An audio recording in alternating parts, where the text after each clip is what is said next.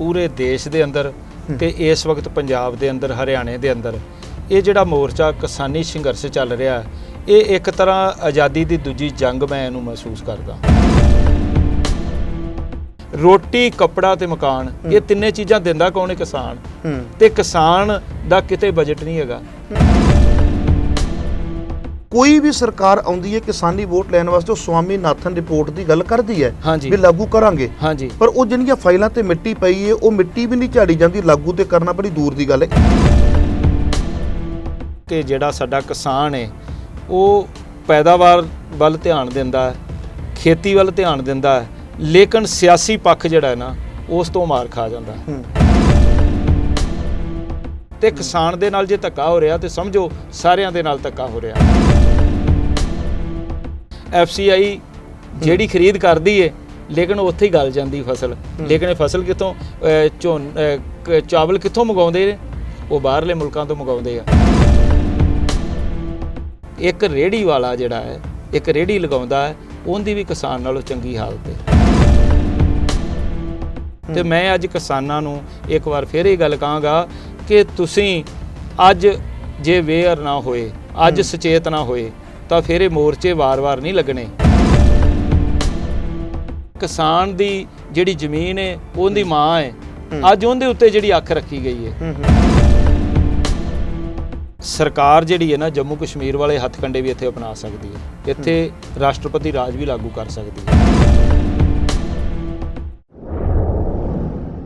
देश विदेश के सारे ही दर्शकों का तुहाडे अपने सेवक हरप्रीत सिंह मखू वालों दिल दीआं गहराइयां तो स्वागत किया जाता। दर्शकों तुहानूं पता है किसानी मोर्चा अजकल हर अखबार की सुर्खी बनिया होया, हर मीडिया के अंदर ये विशेष तौर पर गल चलती पई है। जगह जगह के उपर मोर्चे लगे हुए ने। जे मैं गल करां तो करीब पूरे पंजाब दी ते रेलवे ट्रैक चंगी तरह बंद किए हुए ने। 31 जथेबंदियां की गल करां आपो अपने तौर के उपर बिल का विरोध करदियां पईयां ने, पर जो जथेबंदियां दे विच नखियां वो भी इस कानून के विरोध विच सड़कों ते उतरे हुए ने।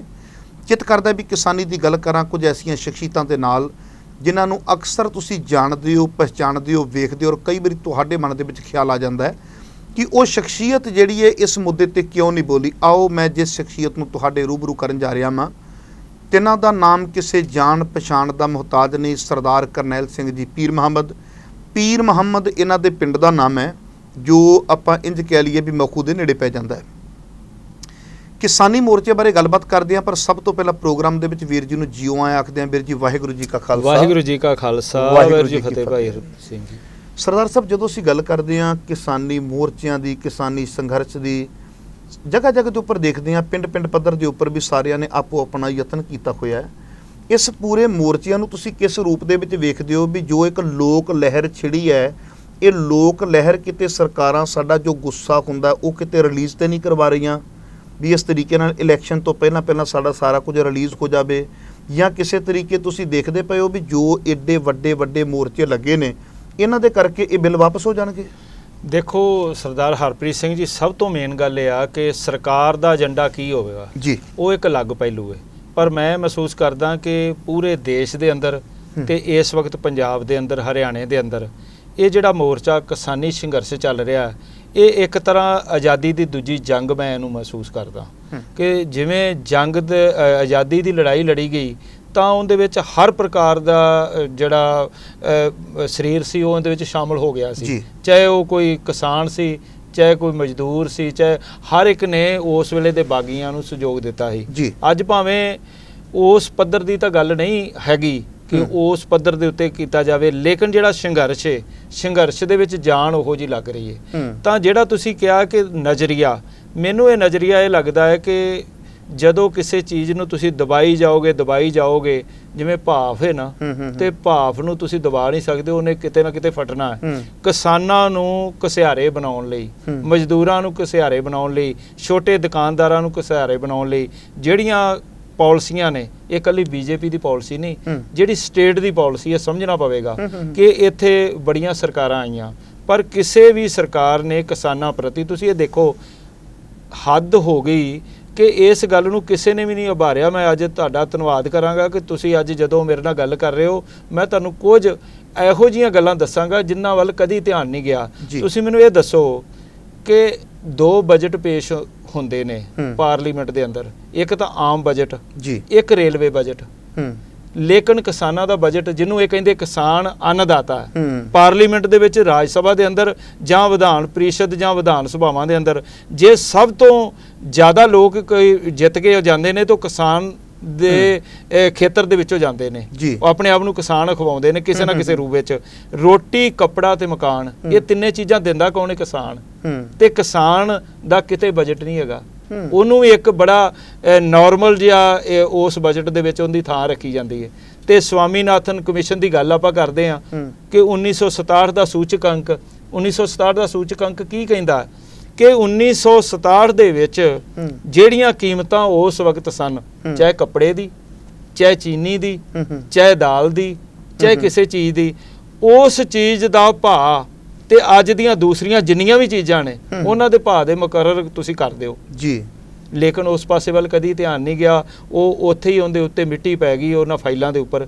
ਇਸੇ ਤਰ੍ਹਾਂ ਕਿਸਾਨਾਂ, ਕੋਈ ਵੀ ਸਰਕਾਰ ਹੁਣ ਵੀ ਆਉਂਦੀ ਹੈ, ਜਿਵੇਂ ਤੁਸੀਂ ਦੱਸਿਆ ਵੀ ਮਿੱਟੀ ਪੈ ਗਈ ਹੈ, ਹਾਂ, ਕੋਈ ਵੀ ਸਰਕਾਰ ਬਣਦੀ ਹੈ ਉਹਨੂੰ ਪਤਾ ਵੀ ਪੂਰੇ ਭਾਰਤ ਦੇ ਅੰਦਰ ਜੇ ਆਪਾਂ ਗੱਲ ਕਰੀਏ ਤੇ ਪੂਰਾ ਭਾਰਤ ਹੀ ਆਪਾਂ ਕਹਿ ਦਿੰਦੇ ਵੀ ਪੰਜਾਬ ਜਿਹੜਾ ਆ ਇਹ ਖੇਤੀ ਪ੍ਰਧਾਨ ਸੂਬਾ ਆ। ਹਾਂਜੀ। ਪੰਜਾਬ ਤੇ ਖੇਤੀ ਪ੍ਰਧਾਨ ਹੈ। ਪੂਰੇ ਭਾਰਤ ਦੀ ਵੀ ਜੇ ਮੈਂ ਗੱਲ ਕਰਾਂ ਤੇ ਖੇਤੀ ਬਹੁਤ ਵੱਡੇ ਪੱਧਰ ਦੇ ਉੱਪਰ ਹੁੰਦੀ ਹੈ। ਹਾਂਜੀ। ਕੋਈ ਵੀ ਸਰਕਾਰ ਆਉਂਦੀ ਹੈ ਕਿਸਾਨੀ ਵੋਟ ਲੈਣ ਵਾਸਤੇ ਉਹ ਸਵਾਮੀਨਾਥਨ ਰਿਪੋਰਟ ਦੀ ਗੱਲ ਕਰਦੀ ਹੈ ਹਾਂਜੀ। ਵੀ ਲਾਗੂ ਕਰਾਂਗੇ। ਹਾਂਜੀ। ਪਰ ਉਹ ਜਿਹੜੀਆਂ ਫਾਈਲਾਂ ਤੇ ਮਿੱਟੀ ਪਈ ਹੈ ਉਹ ਮਿੱਟੀ ਵੀ ਨਹੀਂ ਝਾੜੀ ਜਾਂਦੀ, ਲਾਗੂ ਤੇ ਕਰਨਾ ਬੜੀ ਦੂਰ ਦੀ ਗੱਲ ਹੈ। ਇਹਦਾ ਤੁਸੀਂ ਕੀ ਕਾਰਨ ਮੰਨਦੇ ਪਏ? ਇਹਦਾ ਕਾਰਨ ਇੱਕੋ ਹੈ ਕਿ ਅਸੀਂ ਅਵੇਸਲੇ ਹਾਂ। ਹੂੰ। ਵੇਖੋ, ਮਾਫ ਕਰਨਾ ਕਿ ਜਿਹੜਾ ਸਾਡਾ ਕਿਸਾਨ ਹੈ ਉਹ ਪੈਦਾਵਾਰ ਵੱਲ ਧਿਆਨ ਦਿੰਦਾ ਹੈ, ਖੇਤੀ ਵੱਲ ਧਿਆਨ ਦਿੰਦਾ ਹੈ, ਲੇਕਿਨ ਸਿਆਸੀ ਪੱਖ ਜਿਹੜਾ ਹੈ ਨਾ ਉਸ ਤੋਂ ਮਾਰ ਖਾ ਜਾਂਦਾ ਹੈ। ਹੂੰ। ਸਿਆਸੀ ਪੱਖ ਤੋਂ ਅੱਜ ਜੇ ਕਿਸਾਨਾਂ ਨੇ ਨਹੀਂ ਧਿਆਨ ਦਿੱਤਾ ਤੇ ਮੈਂ ਆਪਣੀ ਇਸ ਮਾਧਿਅਮ ਰਾਹੀਂ ਅਕਾਲ ਚੈਨਲ ਦੇ ਥਰੂ ਮੈਂ ਇੰਨੀ ਗੱਲ ਜ਼ਰੂਰ ਕਹਾਂਗਾ ਕਿ ਕਿਸਾਨਾਂ ਦੇ ਧੀਆਂ ਪੁੱਤਾਂ ਨੂੰ ਅਵੇਅਰ ਜ਼ਰੂਰ ਹੋਣਾ ਪਏਗਾ। ਜਿਨ੍ਹਾਂ ਨੂੰ ਕਿਸਾਨਾਂ ਨੇ, ਮਾੜੇ ਤੋਂ ਮਾੜੇ ਕਿਸਾਨ ਨੇ ਵੀ ਆਪਣੇ ਬੱਚੇ ਨੂੰ +2 ਤੱਕ ਤਾਂ ਪੜ੍ਹਾਈ ਕਰਾ ਹੀ ਦਿੱਤੀ ਹੈ। ਕਿਸੇ ਨੇ MBA ਕਰ ਲਈ ਹੈ, ਕਿਸੇ ਨੇ ਕਿਸੇ ਕੇ BSc ਕਰ ਲਈ ਹੈ, ਕਿਸੇ ਨੇ ਕੋਈ ਡਿਗਰੀ ਡਿਪਲੋਮਾ ਲੈ ਲਿਆ, ਕੋਈ ਲਾਅ ਦੇ ਖੇਤਰ ਵਿੱਚ ਚਲਾ ਗਿਆ, even IPS IAS engineer doctor ਸਾਰੇ ਖੇਤਰਾਂ ਦੇ ਵਿੱਚ ਕਿਸਾਨਾਂ ਦੇ ਪੁੱਤ ਬੱਚੇ ਜਿਹੜੇ ਜਾ ਚੁੱਕੇ ਨੇ। ਲੇਕਿਨ ਅੱਜ ਕਿਸਾਨ ਫਿਰ ਵੀ ਮਾਰ ਖਾ ਰਿਹਾ। ਜਿਹੜੇ ਕੁਰਸੀਆਂ ਦੇ ਉੱਤੇ ਬੈਠੇ ਹੋਏ ਨੇ ਬਾਬੂ, ਉਹਨਾਂ ਨੂੰ ਸੁਚੇਤ ਕਿਹਨੇ ਕਰਨਾ ਕਿ ਤੁਸੀਂ ਜਿਹੜੀ ਲੁੱਟ ਕੀਤੀ ਏ ਉਸ ਲੁੱਟ ਤੋਂ ਕਿਵੇਂ ਤੁਸੀਂ ਅਸੀਂ ਤੁਹਾਨੂੰ ਅਵੇਅਰ ਹੋ ਕੇ ਉਸ ਤੋਂ ਤੁਹਾਨੂੰ ਨਹੀਂ ਲੁੱਟਣ ਦੇਣਾ। ਇਹ ਸਾਰੀ ਗੱਲ ਜਿਹੜੀ ਅੱਜ ਕਿਸਾਨਾਂ ਦੇ ਧੀਆਂ ਪੁੱਤਾਂ ਦਾ ਫਰਜ਼ ਬਣਦਾ, ਉਹਨਾਂ ਨੂੰ ਅੱਗੇ ਆਉਣਾ ਪਵੇਗਾ। ਔਰ ਅੱਜ ਜਿਵੇਂ ਕਲਾਕਾਰ ਅੱਗੇ ਆ ਰਹੇ ਨੇ, ਅੱਜ ਤੁਹਾਡੇ ਵਰਗੇ ਜਿਹੜੇ ਨੌਜਵਾਨ ਜਰਨਲਿਸਟ ਅੱਗੇ ਆ ਰਹੇ ਨੇ, ਅੱਜ ਹਰ ਖੇਤਰ ਦੇ ਵਿੱਚੋਂ ਲੋਕ ਜਿਹੜੇ ਅੱਗੇ ਆ ਕੇ ਉਹ ਆਪਣੇ ਪ੍ਰੋਫੈਸ਼ਨ ਦੇ ਨਾਲ ਨਾਲ ਇਸ ਖੇਤਰ ਦੇ ਵਿੱਚ ਵੱਡਾ ਯੋਗਦਾਨ ਪਾ ਰਹੇ ਨੇ। ਕਿਉਂਕਿ ਰੋਟੀ, ਕੱਪੜਾ ਤੇ ਮਕਾਨ, ਇਹ ਜਿਹੜੀਆਂ 3 ਚੀਜ਼ਾਂ ਨੇ, ਇਹ ਹਰ ਮਨੁੱਖ ਦੀ ਲੋੜ ਹੈ। ਤਾਂ ਉਹ ਲੋੜ ਪੂਰੀ ਕੌਣ ਕਰਦਾ? ਕਿਸਾਨ। ਤੇ ਕਿਸਾਨ ਦੇ ਨਾਲ ਜੇ ਧੱਕਾ ਹੋ ਰਿਹਾ ਤੇ ਸਮਝੋ ਸਾਰਿਆਂ ਦੇ ਨਾਲ ਧੱਕਾ ਹੋ ਰਿਹਾ। ਤਾਂ ਉਸ ਧੱਕੇ ਨੂੰ ਰੋਕਣ ਵਾਸਤੇ ਸਾਨੂੰ ਇੱਕ ਦ੍ਰਿੜ ਵਿਸ਼ਵਾਸ ਦੇ ਨਾਲ ਇਹ ਗੱਲ ਦਾ ਅਹਿਸਾਸ ਉਹਨਾਂ ਲੋਕਾਂ ਨੂੰ, ਮੈਂ ਉਹਨਾਂ ਨੂੰ ਅੰਗਰੇਜ਼ ਹੀ ਕਹਾਂਗਾ ਕਿ ਜਿਹੜੇ ਅੱਜ ਇਸ ਤਰੀਕੇ ਦੇ ਨਾਲ ਬੈਠੇ ਹੋਏ ਨੇ ਕੁਰਸੀਆਂ ਦੇ ਉੱਪਰ, 에ਅਰ ਕੰਡੀਸ਼ਨ ਲੱਗੇ ਹੋਏ ਨੇ ਤੇ ਉਹ ਉੱਥੋਂ ਪਾਲਿਸੀਆਂ ਬਣਾ ਰਹੇ ਨੇ, ਲੇਕਿਨ ਉਹਨਾਂ ਨੂੰ ਇਹ ਨਹੀਂ ਪਤਾ ਕਿ ਇਹ ਜਿਹੜੀ ਫਸਲ ਹੈ, ਇਸ ਫਸਲ ਨੂੰ ਪੈਦਾ ਕਰਨ ਤੱਕ ਕਿਸਾਨ ਨੇ ਕਿਹੜੇ ਜੋਖਮ ਝੱਲੇ ਨੇ, ਕਿਹੜਾ ਉਹਨੇ ਸੰਘਰਸ਼ ਲੜਿਆ, ਫਿਰ ਜਾ ਕੇ ਉਹ ਫਸਲ ਤਿਆਰ ਹੁੰਦੀ ਹੈ। ਤਾਂ ਉਸ ਦੇ ਦਰਮਿਆਨ ਹੀ ਨਕਲੀ ਬੀਜ, ਨਕਲੀ ਦਵਾਈਆਂ ਔਰ ਹਰ ਥਾਂ ਦੇ ਉੱਤੇ ਉਸ ਦੇ ਨਾਲ ਧੋਖਾ। ਅੱਜ ਆਪਣੇ ਠੀਕ ਹੈ, ਅੱਜ ਅਸੀਂ ਆੜਤੀਆਂ ਦੀ ਗੱਲ ਕਰ ਰਹੇ ਹਾਂ, ਮੈਂ ਵੀ ਬਹੁਤ ਪਰ ਨਹੀਂ, ਮੇਰਾ ਸਵਾਲ ਫਿਰ ਉੱਥੇ ਰਹਿ ਗਿਆ। ਸਵਾਮੀਨਾਥਨ ਰਿਪੋਰਟ ਜਿਹੜੀ ਹੈ ਉਹ ਹਰ ਵਾਰੀ ਇਲੈਕਸ਼ਨ ਤੋਂ ਪਹਿਲਾਂ ਦੱਸਿਆ ਜਾਂਦਾ, ਸਵਾਮੀਨਾਥਨ ਨਾਮ ਇੱਕ ਆ ਜਾਂਦਾ, ਕਿਸਾਨਾਂ ਦਾ ਵਿਸ਼ਵਾਸ ਜਿੱਤ ਲਿਆ ਜਾਂਦਾ। ਉਹ ਲਾਗੂ ਕਿਉਂ ਨਹੀਂ ਕਰਦੇ ਪਏ? ਕਿਹੜੀ ਐਸੀ ਬੇਈਮਾਨੀ ਹੈ, ਕਿਹੜੀ ਐਸੀ ਖੋਟ ਹੈ? ਜੇ ਪੰਜਾਬ ਦਾ ਜਾਂ ਭਾਰਤ ਦਾ ਕਿਸਾਨ ਖੁਸ਼ਹਾਲ ਹੋਵੇਗਾ ਤੇ ਦੇਸ਼ ਆਪੇ ਖੁਸ਼ਹਾਲ ਹੈ। ਪਰ ਜਿੱਥੋਂ ਦਾ ਕਿਸਾਨ ਹੀ ਖੁਦਕਸ਼ੀਆਂ ਕਰਦਾ ਹੋਵੇਗਾ ਉਹ ਦੇਸ਼ ਦੇ ਹਾਲਾਤ ਕੈਸੇ ਹੋਣਗੇ ਆਪਾਂ ਜਾਣਦੇ ਹਾਂ। ਸਵਾਮੀਨਾਥਨ ਰਿਪੋਰਟ ਕਿਉਂ ਨਹੀਂ ਲਾਗੂ ਕੀਤੀ ਜਾਂਦੀ? ਬੇਈਮਾਨੀ ਕੀ ਹੈ? ਤੁਸੀਂ ਇਹ ਦੇਖੋ, ਆਪਣੀ ਯਾਦਦਾਸ਼ਤ ਬਹੁਤੇ ਲੋਕਾਂ ਦੀ ਬਹੁਤ ਕਮਜ਼ੋਰ ਹੈ। ਅਜੇ ਕੁਝ ਚਿਰ ਪਹਿਲਾਂ 2016 2014 2013 ਦਾ ਸਮਾਂ ਯਾਦ ਕਰੋ, ਜਦੋਂ ਲੋਕਪਾਲ ਦੇ ਉੱਤੇ ਐਡਾ ਵੱਡਾ ਸੰਘਰਸ਼ ਲੜਿਆ ਗਿਆ। ਉਹਦੇ ਵਿੱਚੋਂ ਸਰਕਾਰ ਬਣ ਗਈ, ਤੀਸਰੀ ਵਾਰੀ ਕੇਜਰੀਵਾਲ ਨੇ ਸਰਕਾਰ ਬਣਾ ਲਈ, ਲੇਕਿਨ ਲੋਕਪਾਲ ਦੀ ਗੱਲ ਕਿੱਥੇ ਆ? ਉਹ ਅੰਨਾ ਹਜ਼ਾਰੇ ਦੀ ਗੱਲ ਕਿੱਥੇ ਆ? ਉਹ ਲੱਭੇ ਨਾ, ਲੋਕਪਾਲ ਲੱਭਿਆ ਤੇ ਨਾ ਅੰਨਾ ਹਜ਼ਾਰੇ ਲੱਭੇ। ਇਸੇ ਤਰ੍ਹਾਂ ਸਵਾਮੀਨਾਥਨ ਉਹ ਉਦੋਂ ਮਜਬੂਰੀ ਸੀ ਸਰਕਾਰ ਦੀ ਉਹਨਾਂ ਨੇ ਇੱਕ ਕਮਿਸ਼ਨ ਗਠਿਤ ਕਰ ਦਿੱਤਾ। ਉਸ ਨੇ ਸਾਰੀ ਰਿਪੋਰਟ ਸਾਰੇ ਅੰਕੜੇ ਇਕੱਠੇ ਕਰਕੇ ਸਰਕਾਰ ਨੂੰ ਦੱਸ ਦਿੱਤੇ ਕਿ ਜੇ ਤੁਸੀਂ ਦੇਸ਼ ਦੀ ਤਰੱਕੀ ਤੇ ਖੁਸ਼ਹਾਲੀ ਚਾਹੁੰਦੇ ਹੋ ਤਾਂ ਕਿਸਾਨ ਨੂੰ ਮਜ਼ਬੂਤ ਕਰਨਾ ਪਏਗਾ ਜੀ। ਲੇਕਿਨ ਇਹਨਾਂ ਨੇ ਦੇਖਿਆ ਕਿ ਫਿਰ ਮੁੱਦਾ ਕੀ ਰਹਿ ਗਿਆ, ਜੇ ਕਿਸਾਨ ਹੀ ਮਜ਼ਬੂਤ ਹੋ ਗਿਆ ਤਾਂ ਕਿਸਾਨ ਖੁਸ਼ਹਾਲ ਹੋ ਗਿਆ ਤੇ ਖੁਸ਼ਹਾਲ ਬੰਦਾ ਜਿਹੜਾ ਉਹੀ ਇਲੈਕਸ਼ਨ ਲੜ ਸਕਦਾ, ਖੁਸ਼ਹਾਲ ਬੰਦਾ ਹੀ ਅੱਗੇ ਆ ਸਕਦਾ। ਉਹ ਜਿਹੜੇ ਲੋਕ ਸਨ ਇਹਨਾਂ ਨੇ ਇੱਕ ਸੋਚ ਬਣਾ ਲਈ ਕਿ ਇਸ ਰਿਪੋਰਟ ਨੂੰ ਸਿਰਫ ਇੱਕ ਬੜਾ ਜਿਵੇਂ ਆਪਾਂ ਕਹਿੰਦੇ ਆ ਨਾ ਕਿ ਇਹ ਬੜੀ ਸੋਹਣੀ ਬਰਫੀ ਹੈ, ਇਹ ਬੜਾ ਸੋਹਣਾ, ਉਹਦੇ ਉੱਤੇ ਸਾਰਾ ਕੁਝ ਵਰਕ ਲੱਗਾ ਹੁੰਦਾ, ਲੇਕਿਨ ਇਹ ਖਾਣੀ ਨਹੀਂ, ਇਹ ਤੁਹਾਡੇ ਵਾਸਤੇ ਜ਼ਹਿਰ ਹੈ। ਇਹਨਾਂ ਨੇ ਇਹ ਜਚਾ ਦਿੱਤਾ ਰਾਜ ਸਭਾ ਦੇ ਅੰਦਰ ਵੀ, ਪਾਰਲੀਮੈਂਟ ਦੇ ਅੰਦਰ ਵੀ, ਹਰ ਜਗ੍ਹਾ ਦੇ ਉੱਤੇ ਕਿ ਭਾਈ ਜੇ ਇਹ ਰਿਪੋਰਟ ਲਾਗੂ ਹੋ ਗਈ ਤਾਂ ਉਸ ਤੋਂ ਬਾਅਦ ਬਹੁਤ ਕੁਝ ਸਾਹਮਣੇ ਆ ਜਾਣਾ ਜੋ ਕਿਸਾਨਾਂ ਦੇ ਨਾਲ। ਅੱਜ ਕਿਸਾਨਾਂ ਦੇ ਕੋਲੋਂ ਜਿਹੜੀ ਇਹਨਾਂ ਨੇ ਲੁੱਟ ਕੀਤੀ ਹੈ, ਜੇ ਉਹ ਤੁਸੀਂ ਅਰਬਾਂ ਨਹੀਂ ਖਰਬਾਂ ਮਿਲੀਅਨ ਬਿਲੀਅਨ ਡਾਲਰ ਜਿਹੜੇ ਸਾਡੇ ਆ ਉਹ ਕਿਸਾਨਾਂ ਦਾ ਜਿਹੜਾ ਪੈਸਾ ਹੈ, ਜਿਹੜਾ ਫਸਲਾਂ ਦਾ, ਜੇ ਮੰਨ ਲਓ ਸਾਡਾ ਭਾਅ ਕਿਸੇ ਵਕਤ 5 ਰੁਪਏ ਸੀ ਤਾਂ ਉਸ ਵਕਤ ਵੀ ਸਰਕਾਰ ਨੇ 3 ਰੁਪਏ ਉਹਦੇ ਵਿੱਚੋਂ ਕਮਾਏ ਉਸ ਦੇ ਵਿੱਚੋਂ। ਤੇ ਅੱਜ ਜੇ ਆਪਾਂ ਉਹਨੂੰ ਕਿਸੇ ਫਸਲ ਦਾ ਭਾਅ 1900 ਰੁਪਏ ਗਿਲੀਏ ਤਾਂ ਉਸ ਦੇ ਵਿੱਚੋਂ ਵੀ ਇਹ ਕਮਾਈ ਕਰ ਰਹੇ ਨੇ। ਪਰ ਇਹਨਾਂ ਨੇ ਉਸ ਨੂੰ ਸਹੀ ਥਾਂ ਤੇ ਯੂਟੀਲਾਈਜ਼ ਨਹੀਂ ਕੀਤਾ। ਤੁਸੀਂ ਦੇਖਿਆ ਹੋਵੇਗਾ FCI ਜਿਹੜੀ ਖਰੀਦ ਕਰਦੀ ਏ ਲੇਕਿਨ ਉੱਥੇ ਹੀ ਗਲ ਜਾਂਦੀ ਫਸਲ। ਲੇਕਿਨ ਇਹ ਫਸਲ ਕਿੱਥੋਂ ਚਾਵਲ ਕਿੱਥੋਂ ਮੰਗਾਉਂਦੇ ਨੇ? ਉਹ ਬਾਹਰਲੇ ਮੁਲਕਾਂ ਤੋਂ ਮੰਗਾਉਂਦੇ ਆ, ਕਿਉਂਕਿ ਇਹ ਜਚਾਉਣਾ ਚਾਹੁੰਦੇ ਨੇ ਕਿ ਜਿਹੜੀ ਕਿਸਾਨ ਵੱਲੋਂ ਫਸਲ ਤਿਆਰ ਕੀਤੀ ਗਈ ਹੈ ਨਾ, ਉਹ ਤਾਂ ਸਾਡੀ ਮਜਬੂਰੀ ਏ ਕਿ ਅਸੀਂ ਉਹਨੂੰ ਖਰੀਦਣਾ, ਲੇਕਿਨ ਉੱਥੋਂ ਦੂਸਰੇ ਦੇਸ਼ਾਂ ਤੋਂ ਲਿਆ ਕੇ ਤਾਂ ਉਹ ਇਹ ਆਪਣਾ ਇੱਕ ਪ੍ਰਭਾਵ ਵੱਖਰਾ ਦੇਣਾ ਚਾਹੁੰਦੇ ਆ। ਸੋ ਅੱਜ ਇਹ ਰੀਸ ਕਰ ਰਹੇ ਨੇ ਵਿਦੇਸ਼ਾਂ ਦੀ, ਅੱਜ ਇਹ UK ਦੀ, ਯੂਰਪ ਦੀ ਰੀਸ ਕਰ ਰਹੇ, ਅਮਰੀਕਾ ਦੀ ਰੀਸ ਕਰ ਰਹੇ ਨੇ। ਲੇਕਿਨ ਉਹਨਾਂ ਨੇ ਜਦੋਂ ਇਹ ਸਾਰਾ ਕੁਝ ਬਦਲਿਆ ਸੀ ਤਾਂ ਉਹਨਾਂ ਨੇ ਅਲਟਰਨੇਟਿਵ ਵੀ ਦਿੱਤਾ ਸੀ ਜੀ, ਕਿਸਾਨ ਨੂੰ ਅਲਟਰਨੇਟਿਵ ਦਿੱਤਾ ਸੀ। ਲੇਕਿਨ ਇਹਨਾਂ ਨੇ ਕਿਸਾਨ ਨੂੰ ਜੋ ਬਿਹਾਰ ਦੇ ਵਿੱਚ ਕੀਤਾ, ਬਿਹਾਰੀ ਕਿਉਂ ਸਾਡੇ ਕੋਲ ਆਣ ਕੇ ਮਜ਼ਦੂਰੀ ਕਰਦੇ, ਉਹਨਾਂ ਕੋਲ ਜ਼ਮੀਨਾਂ ਨਹੀਂ ਸੀ, ਸਭ ਕੁਝ ਹੈਗਾ ਸੀ, ਲੇਕਿਨ ਉਹਨਾਂ ਦੇ ਜਿਹੜੇ ਹਾਲਾਤ ਬਣਾਏ ਇਹ ਅੱਜ ਪੰਜਾਬ ਦੇ, ਹਰਿਆਣੇ ਦੇ ਤੇ ਦੂਸਰੀਆਂ ਸਟੇਟਾਂ ਦੇ ਕਿਸਾਨਾਂ ਦੇ ਵੀ ਉਹ ਹਾਲਾਤ ਬਣਾਉਣਾ ਚਾਹੁੰਦੇ ਨੇ। ਪਰ ਜੇ ਮੈਂ ਗੱਲ ਕਰਾਂ ਜਿਵੇਂ ਇਹਨਾਂ ਦਿਨਾਂ ਦੇ ਵਿੱਚ ਬਿੱਲ ਨੂੰ ਲੈ ਕੇ ਸੜਕਾਂ ਦੇ ਉੱਪਰ ਆਏ ਨੇ, ਤੁਹਾਨੂੰ ਲੱਗਦਾ ਵੀ ਇਸ ਰੋਹ ਦੇ ਅੱਗੇ ਸਰਕਾਰ ਝੁਕ ਜਾਵੇਗੀ ਤੇ ਬਿੱਲ ਵਾਪਸ ਲਏ ਜਾਣਗੇ? ਦੇਖੋ ਸਰਕਾਰ ਕਾਨੂੰਨ ਹੀ ਹੁਣ ਤੇ ਬਣ ਗਿਆ, ਹੁਣ ਤੇ ਬਿੱਲ ਤੇ ਰਹਿ ਹੀ ਨਹੀਂ ਗਏ, ਕਾਨੂੰਨ ਵਾਪਸ ਲਏ ਜਾਣਗੇ। ਮਖੂ ਸਾਹਿਬ, ਸਰਕਾਰ ਇਸ ਤਰ੍ਹਾਂ ਦਾ ਮਾਹੌਲ ਪੈਦਾ ਕਰ ਰਹੀ ਹੈ ਕਿ ਇੱਕ ਪੀਕ ਦੇ ਉੱਤੇ ਲਿਜਾ ਕੇ ਸਾਰੀ ਗੱਲ ਨੂੰ, ਉਸ ਤੋਂ ਬਾਅਦ ਜਿਵੇਂ ਕਿਸੇ ਦੇ ਉੱਤੇ ਦਇਆ ਕੀਤੀ ਜਾਂਦੀ ਹੈ, ਇਸ ਤਰ੍ਹਾਂ ਦਾ ਮਾਹੌਲ ਇਹ ਬਣਾਉਣਾ ਚਾਹੁੰਦੇ ਨੇ ਕਿ ਦੇਖੋ ਜੀ ਅਸੀਂ ਤਾਂ ਤੁਹਾਡੀ ਭਲਾਈ ਵਾਸਤੇ ਸਾਰਾ ਕੁਝ ਕੀਤਾ ਹੈ, ਜੇ ਤੁਸੀਂ ਆਪਣੀ ਭਲਾਈ ਨਹੀਂ ਚਾਹੁੰਦੇ ਤੇ ਅਸੀਂ ਇਸ ਚੀਜ਼ ਨੂੰ ਕੁਝ ਸਮੇਂ ਲਈ ਸਸਪੈਂਡ ਕਰ ਦਿੰਨੇ ਆ। ਪਰ ਉਹਦਾ ਫਾਇਦਾ ਦੂਜੀਆਂ ਸਟੇਟਾਂ ਦੇ ਵਿੱਚ ਜਾਏਗਾ, ਕਿਉਂਕਿ ਉਹਨਾਂ ਸਟੇਟਾਂ ਦੇ ਵਿੱਚ ਇਹ ਰਾਜ ਕਰ ਰਹੇ ਨੇ, ਜਿੱਥੇ ਜਿੱਥੇ ਰਾਜ ਕਰਦੇ ਨੇ ਉੱਥੇ ਉੱਥੇ ਇਹਨਾਂ ਨੇ ਅੰਦਾਜ਼ਾ ਲਾ ਲਿਆ ਮੋਦੀ ਨੇ ਕਿ ਜੇ ਮੈਂ 2-2 ਹਜ਼ਾਰ ਰੁਪਇਆ ਲੋਕਾਂ ਦੇ ਅਕਾਊਂਟ ਦੇ ਵਿੱਚ ਪਾ ਕੇ ਲੋਕਾਂ ਨੂੰ ਭਰਮਾ ਸਕਦਾ ਤਾਂ ਮੈਂ ਆਉਣ ਵਾਲੇ ਸਮੇਂ ਦੇ ਵਿੱਚ ਇੱਕ ਇਹੋ ਜਿਹਾ ਪ੍ਰਭਾਵ ਦੇ ਕੇ 2-3-4 ਸਾਲ ਕਿ MSP ਦੀ ਇਹ ਰੌਲਾ ਪਾਉਂਦੇ ਨੇ ਕਿ ਮੈਂ ਉਸ ਤੋਂ ਵੀ ਵੱਡਾ ਤੁਹਾਡਾ ਭਲਾਈ ਦਾ ਕੰਮ ਕਰਨ ਲੱਗਾ ਕਿ ਮੈਂ ਤੁਹਾਨੂੰ ਖੁੱਲੀ ਮੰਡੀ ਦੇ ਵਿੱਚ ਲਿਜਾ ਰਿਹਾ ਤੇ ਮੈਂ ਤੁਹਾਨੂੰ ਇਹੋ ਜਿਹਾ ਮਾਹੌਲ ਦੇ ਰਿਹਾ ਜਿਸ ਦੇ ਵਿੱਚ ਤੁਸੀਂ ਖੁਸ਼ਹਾਲ ਨਜ਼ਰ ਆਓਗੇ। ਲੇਕਿਨ ਕੀ ਹੁੰਦਾ, ਆਪਾਂ ਪਿਛਲੇ ਸਮੇਂ ਦੇ ਵਿੱਚ ਤੁਸੀਂ ਵੀ ਬਚਪਨ ਦੇ ਵਿੱਚ ਸੁਣਿਆ ਜਾਂ ਇਸ ਨੂੰ ਹੰਡਾਇਆ ਵੀ ਹੋਵੇਗਾ ਕਿ ਜਿਹੜਾ ਸਾਡਾ ਆੜਤੀਆ ਹੁੰਦਾ ਉਹਦੇ ਕੋਲ ਜਾਂਦੇ ਆ ਤੇ ਆਪਾਂ ਕਿਵੇਂ ਵਿਚਾਰੇ ਜੇ ਬਣ ਕੇ ਕਿ ਪੈਸਾ ਅਸੀਂ ਲੈਣਾ ਹੁੰਦਾ ਵਿਆਜੀ, ਉਹਦੇ ਤੇ ਵਿਆਜ ਦੇਣੀ ਹੁੰਦੀ ਹੈ, ਉਹ ਸਾਡੇ ਕੋਲ ਪ੍ਰਨੋਟ ਤੇ ਦਸਤਕ ਵੀ ਕਰਾਉਂਦਾ, ਉਹ ਸਾਡੇ ਕੋਲ ਸਾਰੇ ਸਾਡੇ ਹੱਥ ਵਡਾ ਲੈਂਦਾ ਤੇ ਅਸੀਂ ਫਿਰ ਵੀ ਗੱਲ ਕਹਿੰਦੇ ਮੇਰਾ ਆੜਤੀਆ ਬੜਾ ਵਧੀਆ, ਉਹਨੇ ਮੇਰਾ ਬੁੱਤਾ ਸਾਰ ਦਿੱਤਾ, ਮੇਰਾ ਟਾਈਮ ਸਾਰ ਦਿੱਤਾ, ਮੇਰੀ ਧੀ ਦਾ ਵਿਆਹ, ਮੇਰੇ ਪੁੱਤ ਦਾ ਵਿਆਹ, ਉਹਦੇ ਵਿੱਚ ਮੇਰਾ ਸਾਰਾ ਕੁਝ ਉਹਨੇ ਕਰ ਦਿੱਤਾ। ਸੋ ਇਹ ਵੀ ਉਹ ਗੱਲ ਕਰਨਾ ਚਾਹੁੰਦੇ, ਇਹ ਵੀ ਇੱਕ ਬਾਣੀਆ, ਇੱਕ ਵਿਗੜਿਆ ਹੋਇਆ ਬਾਣੀਆ ਜਿਹੜਾ ਇਹ ਮਹਿਸੂਸ ਕਰ ਰਿਹਾ ਹੈ ਕਿ ਇਹਨਾਂ ਲੋਕਾਂ ਨੂੰ, ਇਹ ਜਿਹੜੇ ਪੰਜਾਬੀ ਨੇ, ਇਹਨਾਂ ਨੂੰ ਮੈਂ ਸਬਕ ਸਿਖਾਉਣਾ।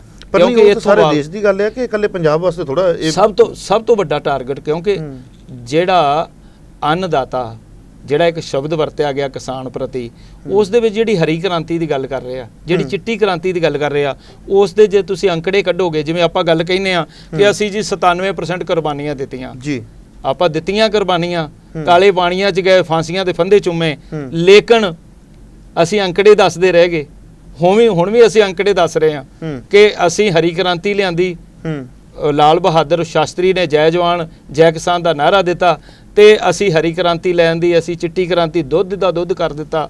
ਲੇਕਿਨ ਉਸ ਦੇ ਬਦਲੇ ਵਿੱਚ ਸਾਨੂੰ ਕੀ ਮਿਲਿਆ? ਇੱਕ ਰੇਹੜੀ ਵਾਲਾ ਜਿਹੜਾ ਹੈ, ਇੱਕ ਰੇਹੜੀ ਲਗਾਉਂਦਾ ਹੈ, ਉਹਦੀ ਵੀ ਕਿਸਾਨ ਨਾਲੋਂ ਚੰਗੀ ਹਾਲਤ ਹੈ। ਲੇਕਿਨ ਕਿਸਾਨ ਦੇ ਕੋਲ 5 ਏਕੜ ਜ਼ਮੀਨ ਹੈ, ਕਿਸੇ ਕੋਲ 2 ਏਕੜ ਜ਼ਮੀਨ ਹੈ, ਕਿਸੇ ਕੋਲ 10 ਏਕੜ ਜ਼ਮੀਨ ਹੈ। ਵੱਡਿਆਂ ਦੀ ਨਹੀਂ ਮੈਂ ਗੱਲ ਕਰਾਂਗਾ, ਉਹ ਤਾਂ ਉਸੇ ਕਾਰਪੋਰੇਟ ਘਰਾਣੇ ਦੇ ਵਿੱਚ ਹੀ ਜੁੜ ਗਏ, ਉਹਨਾਂ ਦੇ ਤਾਂ ਕਾਰੋਬਾਰ ਵੀ ਉਸ ਤਰੀਕੇ ਦੇ ਬਣ ਗਏ।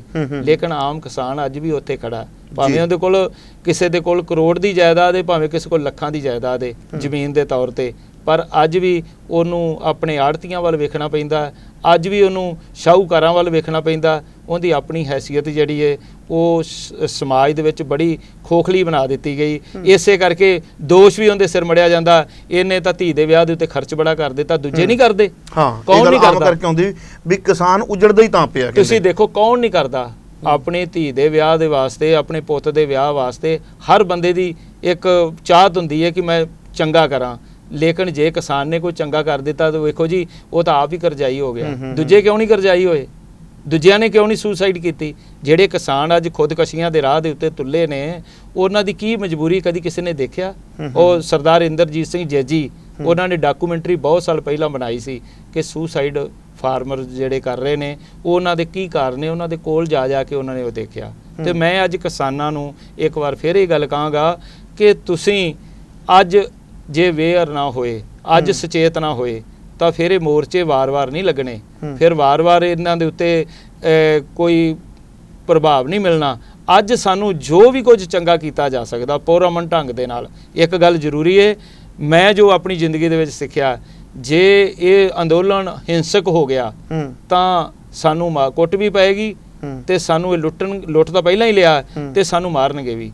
ਇਸ ਲਈ ਇਹਨੂੰ ਪੁਰਅਮਨ ਢੰਗ ਦੇ ਨਾਲ ਇਹਨਾਂ ਸਾਰਿਆਂ ਮੋਰਚਿਆਂ ਨੂੰ ਜਿੱਥੇ ਜਿੱਥੇ ਨਾ ਹੋਣ ਦਿੱਤਾ ਜਾਵੇ, ਇਹਨੂੰ ਹਿੰਸਕ ਨਾ ਹੋਣ ਦਿੱਤਾ ਜਾਵੇ। ਪਰ ਇਹਦੇ ਵਿੱਚ ਹੋਰ ਤੁਹਾਨੂੰ ਕੀ ਲੱਗਦਾ ਪਿਆ? ਜਿਵੇਂ ਮੈਂ ਤੁਹਾਨੂੰ ਬਾਰ-ਬਾਰ ਇਹ ਗੱਲ ਪੁੱਛ ਰਿਹਾ ਹਾਂ ਕਿ ਇਹਦੇ ਵਿੱਚੋਂ ਸਾਨੂੰ ਕੁਝ ਨਿਕਲੇਗਾ, ਜਿਵੇਂ ਤੁਸੀਂ ਦੱਸਿਆ ਵੀ ਇੱਕ ਦਇਆ ਜੀ ਕੀਤੀ ਜਾਵੇਗੀ, ਵੀ ਇੱਕ ਦਇਆ ਜੀ ਦੇ ਤੌਰ ਦੇ ਉੱਪਰ ਵੀ ਲੋਕ ਸੜਕਾਂ ਦੇ ਉੱਪਰ ਆ ਗਿਆ, ਤਸੱਲੀ ਵੀ ਕਰਾਤੀ ਇਹਨਾਂ ਦੀ, ਖੰਭਾ ਵੀ ਦਿੱਤੇ ਨੇ, ਤੇ ਫਿਰ ਉਹਨਾਂ ਨੇ ਹੌਲੀ ਜਿਹੀ ਜਿਵੇਂ ਤੁਸੀਂ ਦੱਸਿਆ ਵੀ ਕਹਿ ਦੇਣਾ ਵੀ ਠੀਕ ਆ ਅਸੀਂ ਤਾਂ ਤੁਹਾਡੇ ਫਾਇਦੇ ਲਈ ਕੀਤਾ ਸੀ, ਤੇ ਪਰ ਤੁਸੀਂ ਨਹੀਂ ਆਏ। ਤੁਹਾਨੂੰ ਲੱਗਦਾ ਵੀ ਕਿਤੇ ਨਾ ਕਿਤੇ ਇਸ ਤਰੀਕੇ ਨਾਲ ਸਾਰੀਆਂ ਸਟੇਟ ਦੇ ਵਿੱਚ ਬੀਜੇਪੀ ਆਪਣਾ ਪ੍ਰਭਾਵ ਛੱਡ ਦੇਗੀ ਤੇ 2022 ਦੇ ਇਲੈਕਸ਼ਨ ਦੇ ਵਿੱਚ ਸਰਕਾਰਾਂ ਬਣਾਉਣਗੇ? ਫਿਰ ਇਹ ਦੇਖੋ, ਸਰਕਾਰ ਬਣਾਉਂਦੇ ਦੇਖੋ ਪਹਿਲਾਂ ਕੀ ਹੋਇਆ ਸੀ, ਇੱਕ ਆਜ਼ਾਦੀ ਦੀ ਲੜਾਈ ਲੜੀ ਗਈ ਤੇ ਲੇਕਿਨ ਉਹਦੇ 'ਚ 2 ਮੁਲਕ ਬਣ ਗਏ।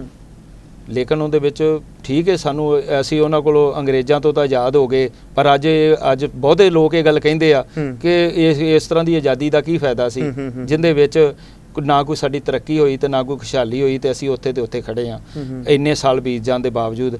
ਇਸੇ ਤਰ੍ਹਾਂ ਇਹ ਜਿਹੜਾ ਸੰਘਰਸ਼ ਹੈ, ਇਸ ਸੰਘਰਸ਼ ਦੇ ਵਿੱਚੋਂ ਜਿਹੜੀ ਸਭ ਤੋਂ ਵੱਡੀ ਗੱਲ ਹੈ ਕਿ ਸਾਡੀ ਯੂਨਿਟੀ, ਕਿਉਂਕਿ ਅਸੀਂ ਇਕਜੁੱਟਤਾ ਦੇ ਨਾਲ ਜੇ ਅਸੀਂ ਅੱਗੇ ਵੱਧ ਗਏ, ਸਰਕਾਰ ਦਾ ਕੀ ਏਜੰਡਾ ਹੋਵੇ ਕਿ ਉਹਨੇ 2022 ਦੇ ਵਿੱਚ ਕੀ ਕਰਨਾ, ਉਹ ਇੱਕ ਅਲੱਗ ਪਹਿਲੂ ਹੈ, ਲੇਕਿਨ ਅਸੀਂ ਕੀ ਕਰਨਾ ਉਹ ਸਾਡਾ ਜਿਹੜਾ ਪ੍ਰਤੱਖ, ਜੋ ਕਹਿੰਦਾ ਮੱਛੀ ਦੀ ਅੱਖ ਤੇ ਉਹ ਜਿਹੜਾ ਉਹ ਨਿਸ਼ਾਨਾ, ਉਹ ਸਾਨੂੰ ਇਹ ਹੋਣਾ ਚਾਹੀਦਾ ਹੈ ਕਿ ਅਸੀਂ ਇੱਕ ਲੜਾਈ ਸ਼ੁਰੂ ਕੀਤੀ ਹੈ, ਉਹ ਲੜਾਈ ਨੂੰ ਜਿੱਤਣਾ ਹੈ ਤਾਂ ਉਹ ਕਿਵੇਂ ਜਿੱਤਿਆ ਜਾਣਾ ਹੈ, ਉਸ ਦੇ ਲਈ ਇਕਜੁੱਟਤਾ। ਜਿਹੜਾ ਬੇਭਰੋਸਗੀ ਵਾਲਾ ਮਾਹੌਲ ਅੱਜ ਬਣਿਆ ਹੋਇਆ ਹੈ ਹਰ ਖੇਤਰ ਦੇ ਵਿੱਚ, ਧਾਰਮਿਕ ਖੇਤਰ ਵਿੱਚ, ਸਮਾਜਿਕ ਖੇਤਰ ਦੇ ਵਿੱਚ, ਇਸ ਸਿਆਸੀ ਖੇਤਰ ਦੇ ਵਿੱਚ, ਉਸ ਨੂੰ ਕਿਸ ਰੂਪ ਦੇ ਵਿੱਚ ਅਸੀਂ ਬਦਲਣਾ, ਉਹ ਬਦਲਣ ਲਈ ਜਿਹੜੀਆਂ ਨਵੀਆਂ ਸ਼ਖਸੀਅਤਾਂ, ਨਵੇਂ ਚਿਹਰੇ ਅੱਗੇ ਆ ਰਹੇ ਨੇ, ਇਹ ਉਹਨਾਂ ਨੂੰ ਮੈਂ ਹੁਣ ਮੁਖਾਤਬ ਹੋ ਕੇ ਕੁਝ ਗੱਲਾਂ ਕਹਿਣਾ ਚਾਹੁੰਦਾ ਕਿ ਉਹਨਾਂ ਨੂੰ ਇਹ ਗੱਲ ਸੋਚਣੀ ਚਾਹੀਦੀ ਹੈ ਕਿ ਤੁਸੀਂ ਲੜਾਈ ਲੜਨ ਵਾਸਤੇ ਆਏ ਹੋ ਤਾਂ ਲੜਾਈ ਲੜਦਿਆਂ ਤੁਹਾਨੂੰ ਇੱਕ ਗੱਲ ਦਾ ਖਿਆਲ ਕਰਨਾ ਚਾਹੀਦਾ ਹੈ ਕਿ ਪੰਜਾਬ ਦੇ ਲੋਕ, ਮੈਂ ਪੰਜਾਬ ਦਾ ਜ਼ਿਕਰ ਵਾਰ-ਵਾਰ, ਤੁਸੀਂ ਕਿਹਾ ਕਿ ਦੇਸ਼ ਦੀ ਗੱਲ, ਪੰਜਾਬ ਦੀ ਗੱਲ ਇਸ ਕਰਕੇ ਕਰਦਾ ਕਿ ਪੰਜਾਬੀ ਜਿਹੜੇ ਆ ਉਹ ਹਰ ਇੱਕ ਤੇ ਭਰੋਸਾ ਵੀ ਕਰਦੇ ਆ, ਵਿਸ਼ਵਾਸ ਵੀ ਕਰਦੇ ਆ, ਪਰ ਜਦੋਂ ਉਹਨਾਂ ਦੇ ਨਾਲ ਕੋਈ ਬੇਵਿਸ਼ਵਾਸੀ ਕਰਦਾ ਹੈ, ਉਹਨਾਂ ਦੇ ਨਾਲ ਅਕਿਰਤਕੰਤਾ ਕਰਦਾ, ਤਾਂ ਫਿਰ ਉਹਨੂੰ ਇਤਿਹਾਸ ਦੇ ਵਿੱਚ ਕਿਤੇ ਵੀ ਮਾਫ ਨਹੀਂ ਕੀਤਾ ਗਿਆ। ਇਸ ਕਰਕੇ ਜਿਹੜੇ ਵੀ ਜਿੱਥੇ ਥੋੜੀ ਕੋਈ ਲੜਾਈ ਲੜ ਰਿਹਾ, ਜ਼ਿਆਦਾ ਲੜਾਈ ਲੜ ਰਿਹਾ, ਉਸ ਨੂੰ ਇੱਕ ਗੱਲ ਦਾ ਖਿਆਲ ਰੱਖਣਾ ਚਾਹੀਦਾ ਹੈ ਕਿ ਇਸ ਮੋਰਚੇ ਦੇ ਵਿੱਚ ਸਾਡੇ ਸਵੈਮਾਨ ਦੀ ਗੱਲ ਹੈ, 3 ਆਰਡੀਨੈਂਸਾਂ ਦੀ ਨਹੀਂ ਗੱਲ ਹੈਗੀ ਕਿ 3 ਆਰਡੀਨੈਂਸ ਜਦੋਂ ਨਹੀਂ ਸਨ ਲਾਗੂ ਕੀਤੇ ਉਦੋਂ ਕਿਸਾਨਾਂ ਦੀ ਹਾਲਤ ਕੋਈ ਬਹੁਤੀ ਚੰਗੀ ਨਹੀਂ ਸੀ ਕੁਝ ਦਿਨ ਪਹਿਲਾਂ, ਤੇ ਅੱਜ 3 ਆਰਡੀਨੈਂਸ ਲਾਗੂ ਕਰ ਦਿੱਤੇ ਗਏ ਆ ਤੇ ਕਿਸਾਨਾਂ ਦੀ ਹਾਲਤ ਕੋਈ ਬਹੁਤ ਮਾੜੀ ਕਰ ਦਿੱਤੀ ਗਈ। ਜੀ। ਗੱਲ 3 ਆਰਡੀਨੈਂਸਾਂ ਦੀ ਨਹੀਂ, ਗੱਲ ਹੈਗੀ ਏ ਕਿ ਸਾਡੀ ਜਿਹੜੀ ਉਹ ਕਹਿੰਦੇ ਨਾ ਕਿਸਾਨ ਦੀ ਜਿਹੜੀ ਜ਼ਮੀਨ ਹੈ ਉਹਦੀ ਮਾਂ ਹੈ, ਅੱਜ ਉਹਦੇ ਉੱਤੇ ਜਿਹੜੀ ਅੱਖ ਰੱਖੀ ਗਈ ਹੈ ਉਹ ਅੱਖ ਕਿਵੇਂ ਕਾਰਪੋਰੇਟ ਘਰਾਣਿਆਂ ਦੀ ਆਪਾਂ ਦੂਰ ਕਰਨੀ ਹੈ, ਇਹ ਸਭ ਤੋਂ ਵੱਡਾ ਸਾਡੇ ਅੱਗੇ ਸਵਾਲ ਹੈਗਾ ਜੀ। ਜਿਵੇਂ ਗੱਲ ਤੁਸੀਂ ਕਿਹਾ ਵੀ ਹੁਣ ਸਾਡੇ ਅਣਖ ਦੀ ਬਣ ਗਈ ਹੈ, ਹੁਣ ਸਾਡੇ ਸੱਭਿਆਚਾਰ ਦੀ ਬਣ ਗਈ ਹੈ, ਜੇ ਮੰਨ ਲਓ ਇਹ ਬਿੱਲ ਜਿਹੜੇ ਨੇ ਵਾਪਸ ਸਰਕਾਰ ਨਹੀਂ ਲੈਂਦੀ, ਜਿਵੇਂ ਤੁਸੀਂ ਦੱਸਿਆ ਵੀ ਇੱਕ ਦਇਆ ਜੀ ਕਰਨਗੇ, ਸਰਕਾਰਾਂ ਬਣਾਉਣ ਦਾ ਯਤਨ ਕਰਨਗੇ, ਤੇ ਹੋ ਵੀ ਸਕਦਾ ਵੀ ਇਸ ਤਰੀਕੇ ਦੇ ਨਾਲ ਮੁੜ ਕੇ ਬੀਜੇਪੀ ਪ੍ਰਚਾਰ ਕਰੇ ਵੀ ਦੇਖੋ ਬਿੱਲ ਤੇ ਚੰਗੇ ਨੂੰ ਲਿਆਂਦੇ ਗਏ ਸੀ ਪਰ ਤੁਹਾਡੇ ਕਹਿਣ ਦੇ ਉੱਪਰ ਬਿੱਲ ਵਾਪਸ ਕੀਤੇ ਗਏ ਨੇ, ਹੁਣ ਬੀਜੇਪੀ ਦਾ ਸਮਰਥਨ ਕਰੋ, ਤੇ ਇਲੈਕਸ਼ਨ ਜਿਹੜੀ ਉਹ ਸਿਰ ਤੇ ਆਉਣ ਵਾਲੀ ਪਈ ਹੈ, ਰਹਿ ਤਾਂ ਥੋੜਾ ਸਮਾਂ ਹੀ ਗਿਆ ਨਾ, ਤੇ ਇਸ ਤਰੀਕੇ ਨਾਲ ਸਰਕਾਰਾਂ ਬਣਾਉਣ ਦੇ ਵਿੱਚ ਇਹ ਕਾਮਯਾਬ ਹੋ ਜਾਣਗੇ, ਸਾਡਾ ਭੋਲਾ ਕਿਸਾਨ ਫਿਰ ਤਾਂ ਨਹੀਂ ਕਿਤੇ ਲੁੱਟਿਆ ਜਾਏਗਾ। ਦੇਖੋ ਮਖੂ ਸਾਹਿਬ, ਸਰਕਾਰ ਦੇ ਜਿਹੜੇ ਹੱਥ ਕੰਡੇ ਨੇ ਉਹ ਬੜੇ ਅਜੀਬੋ ਗਰੀਬ ਨੇ। ਅਧਿਕਾਰ ਖੇਤਰ ਜਿਹੜਾ ਬਹੁਤ ਵਿਸ਼ਵ ਪੱਧਰ ਦਾ ਅਕਾਲ ਚੈਨਲ ਦਾ। ਮੈਂ ਇਹ ਗੱਲ ਕਹਿਣੀ ਚਾਹੁੰਦਾ ਕਿ ਸਰਕਾਰ ਜਿਹੜੀ ਹੈ ਨਾ ਜੰਮੂ ਕਸ਼ਮੀਰ ਵਾਲੇ ਹੱਥ ਕੰਡੇ ਵੀ ਇੱਥੇ ਅਪਣਾ ਸਕਦੀ ਹੈ, ਇੱਥੇ ਰਾਸ਼ਟਰਪਤੀ ਰਾਜ ਵੀ ਲਾਗੂ ਕਰ ਸਕਦੀ ਹੈ ਕੁਝ ਸਮੇਂ ਲਈ, ਕਿਉਂਕਿ ਜਿਹੜਾ ਸਿਆਸੀ ਪਹਿਲੂ ਹੈ ਨਾ ਉਹ ਪੰਜਾਬ ਦੇ ਵਿੱਚ ਬੜਾ ਹੀ ਅਜੀਬੋ ਗਰੀਬ ਸਥਿਤੀ ਦੇ ਵਿੱਚ ਫਸਿਆ ਪਿਆ, ਚਾਹੇ ਕੈਪਟਨ ਦੀ ਸਰਕਾਰ ਹੈ ਤੇ ਜਿਸ ਤਰੀਕੇ ਦੇ ਨਾਲ ਅੱਜ ਹਾਲਾਤ ਬਣੇ ਨੇ, ਅੱਜ ਤਾਂ ਇੰਜ ਲੱਗ ਰਿਹਾ ਕਿ ਜਿਵੇਂ ਕਿਸਾਨਾਂ ਦਾ ਰਾਜ ਹੈ, ਇਹ ਇੱਕ ਪ੍ਰਭਾਵ ਦਿੱਤਾ ਜਾ ਰਿਹਾ, ਲੇਕਿਨ ਇਸ ਪ੍ਰਭਾਵ ਦੇ ਅਧੀਨ ਇਸ ਨੂੰ ਉਹਨਾਂ ਨੇ ਕਿੱਥੇ ਵਰਤਣਾ, ਕਿਸ ਰੂਪ ਵਿੱਚ ਵਰਤਣਾ, ਉਹ ਉਸ ਐਂਗਲ ਨੂੰ ਵੀ ਵਾਚਣਾ ਪਏਗਾ। ਸੋ ਉਸ ਲਈ ਸਭ ਤੋਂ ਜ਼ਰੂਰੀ ਹੈ ਕਿ ਸਾਨੂੰ ਜਿਹੜਾ ਕੇਂਦਰ ਬਿੰਦੂ ਹੈ ਉਹ ਦਿੱਲੀ ਬਣਾਇਆ ਜਾਵੇ, ਨਾ ਕਿ ਇਹਨੂੰ ਪੰਜਾਬ ਨੂੰ।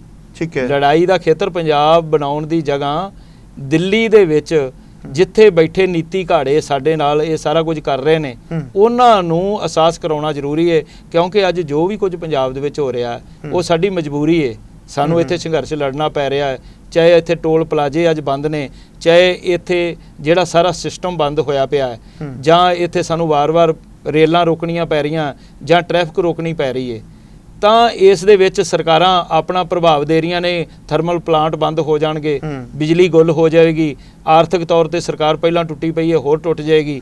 ਇਹ ਜਿਹੜਾ ਪਹਿਲੂ ਹੈ ਇਸ ਨੂੰ ਸਾਡੇ ਵਿਰੋਧ ਦੇ ਵਿੱਚ ਵੀ ਵਰਤਿਆ ਜਾ ਸਕਦਾ, ਇਸ ਗੱਲ ਨੂੰ ਵੀ ਸਾਨੂੰ ਧਿਆਨ ਵਿੱਚ ਵਰਤਣਾ ਪਵੇਗਾ। ਕੇਂਦਰ ਸਰਕਾਰ ਵਰਤ ਸਕਦੀ ਹੈ ਔਰ ਬਹਾਨਾ ਬਣਾ ਸਕਦੀ ਹੈ। ਸੋ ਜਿਹੜੇ ਮੋਰਚੇ ਦੇ ਪ੍ਰਬੰਧਕ ਨੇ ਉਹਨਾਂ ਨੂੰ ਇਹ ਵੀ ਗੱਲ ਸੋਚਣੀ ਪਵੇਗੀ ਕਿ ਇਸ ਲੜਾਈ ਨੂੰ ਅਸੀਂ ਕਿਸ ਜਗ੍ਹਾ ਦੇ ਉੱਤੇ ਕਿਸ ਪੈਂਤੜੇ ਦੇ ਵਿੱਚ ਅੱਗੇ ਵਧਾਉਣਾ। ਗੱਲ ਕੀਤੀ ਹੈ, ਮੈਂ ਇਹਦੇ ਵਿੱਚ ਥੋੜਾ ਜਿਹਾ ਤੁਹਾਡੇ ਨਾਲ ਕੁਝ ਸਾਂਝਾ ਪਾਵਾਂ। ਹਾਂਜੀ, ਕਿਸਾਨ ਭਰਾਵਾਂ ਨੇ ਰੇਲਵੇ ਟਰੈਕ ਰੋਕਿਆ। ਹਾਂਜੀ, ਠੀਕ ਹੈ। ਹਾਂ, ਸਰਕਾਰ ਕਹਿੰਦੀ ਹੈ ਵੀ ਜੇ ਤੁਸੀਂ ਰੇਲਵੇ ਟਰੈਕ ਰੋਕ ਕੇ ਰੱਖੋਗੇ ਤੇ ਕੋਲਾ ਜਿਹੜਾ ਆ ਉਹ ਸਾਡੇ ਕੋਲ ਇੰਨੇ ਕੁ ਦਿਨਾਂ ਦਾ ਖਤਮ ਹੋ ਜਾਏਗਾ ਤੇ ਜਿਹੜਾ ਪੰਜਾਬ ਹੈ ਇਹ ਹਨੇਰੇ ਦੇ ਵਿੱਚ ਚਲਾ ਜਾਏਗਾ। ਠੀਕ ਹੈ ਜੀ, ਇਸ ਤਰੀਕੇ ਦੀਆਂ ਗੱਲਾਂ ਆਈਆਂ ਸਾਡੇ ਸਾਹਮਣੇ, ਕਈ ਪ੍ਰਕਾਰ ਦੀਆਂ ਇੱਥੋਂ ਤੱਕ ਵੀ ਗੱਲਾਂ ਆਈਆਂ ਵੀ ਜੇ ਤੁਸੀਂ ਇਹੀ ਕਰੋਗੇ ਤੇ ਅਸੀਂ ਤੁਹਾਡਾ ਝੋਨਾ ਕਿਵੇਂ ਚੱਕਾਂਗੇ। ਹਾਂਜੀ, ਠੀਕ ਹੈ, ਫਸਲ ਕਿਵੇਂ ਤੁਹਾਡੀ ਚੱਕੀ ਜਾਏਗੀ, ਇਹ ਗੱਲਾਂ ਆਈਆਂ।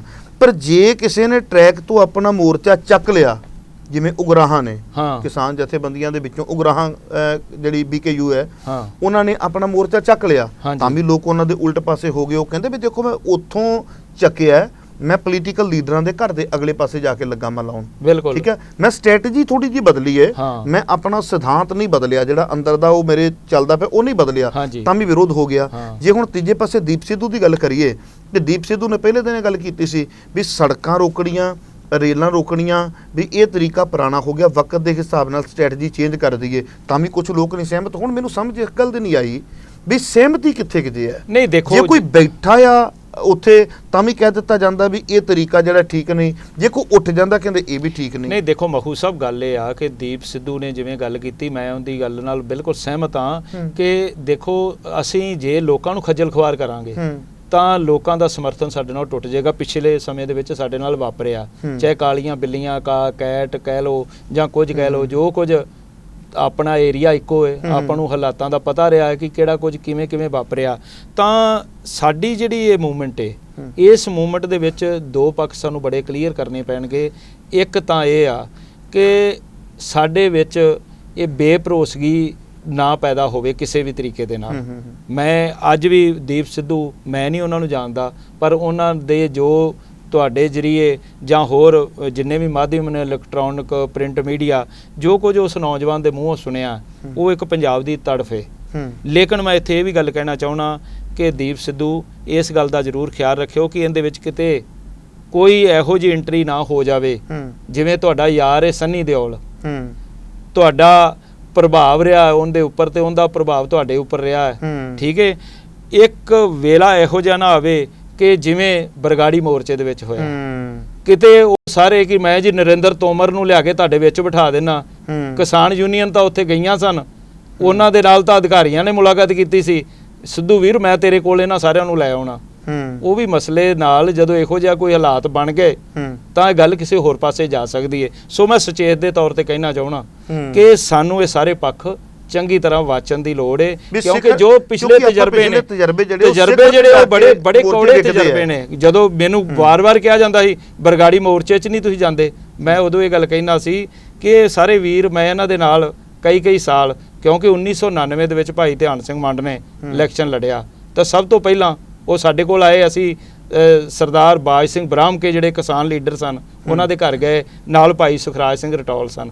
ਪਹਿਲੀ ਕੰਪੇਨ ਇੱਥੋਂ ਸ਼ੁਰੂ ਹੋਈ, ਉਦੋਂ ਜ਼ਿਲ੍ਹੇ ਦਾ ਫੈਡਰੇਸ਼ਨ ਦਾ ਮੈਂ ਜਨਰਲ ਸਕੱਤਰ ਸੀ, ਭਾਈ ਸੁਖਰਾਜ ਸਿੰਘ ਰਟੌਲ ਪ੍ਰਧਾਨ ਸਨ। ਤਾਂ ਉਹਨਾਂ ਵੀਰਾਂ ਨੂੰ ਮੈਂ ਉਹਨਾਂ ਨੂੰ ਅੱਜ ਕੁਝ ਨਹੀਂ ਕਹਿਣਾ ਚਾਹਾਂਗਾ, ਪਰ ਇੰਨਾ ਕਹਾਂਗਾ ਕਿ ਜਿੱਤ ਕੇ ਜੰਗ ਜਿਹੜੀ ਹਾਰ ਗਏ, ਇਹੋ ਜਿਹਾ ਕੰਮ ਇਸ ਮੋਰਚੇ ਦੇ ਵਿੱਚ ਨਾ ਹੋਵੇ, ਕਿਉਂਕਿ ਅੱਜ ਜਿੰਨੀਆਂ ਵੀ ਸ਼ਖਸੀਅਤਾਂ ਨੇ ਉਹ ਵਾਰ-ਵਾਰ ਸ਼ੰਭੂ ਬਾਰਡਰ ਦੇ ਉੱਤੇ ਆ ਰਹੀਆਂ ਨੇ ਤੇ ਉੱਥੇ ਮਗਰ ਇਨਕਲਾਬ ਜਿੰਦਾਬਾਦ ਤੇ ਸ਼ਹੀਦ ਭਗਤ ਸਿੰਘ ਤੇ ਉੱਥੇ ਬਹੁਤ ਸਾਰੀਆਂ ਗੱਲਾਂ ਹੋ ਰਹੀਆਂ ਨੇ। ਸੋ ਹਰ ਪੱਖ ਨੂੰ ਚੰਗੇ ਤਰੀਕੇ ਦੇ ਨਾਲ ਸਾਨੂੰ ਵਾਚਣ ਦੀ ਲੋੜ ਹੈ। ਨਹੀਂ, ਪਰ ਗੱਲ ਗੁਰੂ ਨਾਨਕ ਸਾਹਿਬ ਦੇ ਫਲਸਫੇ ਤੋਂ ਹੀ ਤੋਰੀ ਜਾ ਰਹੀ ਹੈ। ਵਾਹਿਗੁਰੂ ਕਿਰਪਾ ਕਰੇ, ਮੈਂ ਦਾਅਵਾ ਤਾਂ ਨਹੀਂ ਕਰਦਾ ਬਈ ਉਹ ਜਿਹੜੀ ਇਹ ਉਖੜ ਜਾਏਗੀ, ਮੈਂ ਕਹਿੰਦਾ ਵਾਹਿਗੁਰੂ ਕਿਰਪਾ ਕਰੇ ਉਸੇ ਫਲਸਫੇ ਦੇ ਉੱਪਰ ਹੀ ਚੱਲਦੀ ਰਹੇ। ਸੋ ਦਿਲ ਦੀਆਂ ਗਹਿਰਾਈਆਂ ਤੋਂ ਸਰਦਾਰ ਕਰਨੈਲ ਸਿੰਘ ਜੀ ਤੁਹਾਡਾ ਧੰਨਵਾਦੀ ਹਾਂ, ਤੁਸੀਂ ਬੜੇ ਸੁਚੱਜੇ ਢੰਗ ਨਾਲ ਕਿਸਾਨਾਂ ਦੇ ਦਰਦ ਨੂੰ ਪੇਸ਼ ਕੀਤਾ ਹੈ। ਦਰਸ਼ਕੋ, ਵੀਰ ਜੀ ਨੇ ਦੋ ਸ਼ੰਕੇ ਜਤਾਏ ਨੇ। ਇੱਕ ਤੇ ਇਹ ਕਿ ਸਰਕਾਰਾਂ ਪਹਿਲਾਂ ਇਹ ਬਿੱਲ ਜਿਹੜਾ ਆ ਉਹ ਕਾਨੂੰਨ ਬਣਾ ਕੇ ਤੁਹਾਡੇ ਵਿੱਚ ਭੇਜ ਦਿੰਦੀਆਂ ਨੇ, ਉਸ ਤੋਂ ਬਾਅਦ ਤੁਹਾਡੇ ਵਿਰੋਧ ਤੋਂ ਬਾਅਦ ਉਹ ਤੁਹਾਡੇ ਤੇ ਬੜੀ ਦਇਆ ਜੀ ਕਰਦੀਆਂ ਨੇ ਵੀ ਦੇਖੋ ਜੇ ਤੁਸੀਂ ਕਹਿੰਦੇ ਹੋ ਤੇ ਬਿੱਲ ਵਾਪਸ ਲੈ ਲੈਂਦੇ ਆ, ਸਰਕਾਰਾਂ ਬਣਾਉਣ ਦੀਆਂ ਤਿਆਰੀਆਂ। ਦੂਜੀ, ਸਰਦਾਰ ਕਰਨੈਲ ਸਿੰਘ ਪੀਰ ਮੁਹੰਮਦ ਨੇ ਜੋ ਗੱਲ ਕੀਤੀ ਹੈ ਦੀਪ ਸਿੱਧੂ ਦੀ, ਕਿ ਦੀਪ ਸਿੱਧੂ ਜੀ ਤੁਹਾਡੀ ਯਾਰੀ ਹੈ, ਕਿਤੇ ਐਸਾ ਨਾ ਹੋਵੇ ਕਿ ਆਉਣ ਵਾਲੇ ਦਿਨਾਂ ਦੇ ਅੰਦਰ ਫਿਰ ਸਨੀ ਦਿਓਲ ਇਸ ਮੋਰਚੇ ਦਾ ਹਿੱਸਾ ਬਣ ਜਾਵੇ ਤੇ ਸਰਕਾਰ ਵੱਲੋਂ ਕੋਈ ਪੇਸ਼ਕਸ਼ ਲੈ ਕੇ ਆਵੇ। ਖੈਰ, ਇਹਨਾਂ ਦਾ ਸਰਦਾਰ ਕਰਨੈਲ ਸਿੰਘ ਪੀਰ ਮੁਹੰਮਦ ਨੇ ਇਹ ਸ਼ੰਕਾ ਜਤਾਇਆ ਹੈ। ਜ਼ਰੂਰ ਇਹ ਸਵਾਲ ਅਸੀਂ ਦੀਪ ਸਿੱਧੂ ਵੀਰ ਦੇ ਉੱਪਰ ਵੀ ਕਰਾਂਗੇ। ਤੇ ਦਰਸ਼ਕੋ, ਬੜੀ ਜਲਦੀ ਤੁਹਾਡੀ ਸੇਵਾ ਦੇ ਵਿੱਚ ਦੁਬਾਰਾ ਹਾਜ਼ਰ ਹੋ ਰਿਹਾ ਮੈਂ ਸਰਦਾਰ ਕਰਨੈਲ ਸਿੰਘ ਪੀਰ ਮੁਹੰਮਦ ਜੀ ਦੇ ਨਾਲ, ਤੇ ਗੱਲਬਾਤ ਕਰਾਂਗੇ ਕਿਸਾਨੀ ਮੋਰਚਿਆਂ ਦੀ, ਕਿਸਾਨੀ ਦੀ, ਪੰਜਾਬ ਦੇ ਹਾਲਾਤਾਂ ਦੀ, ਪੰਜਾਬ ਦੇ ਸੱਭਿਆਚਾਰ ਦੀ।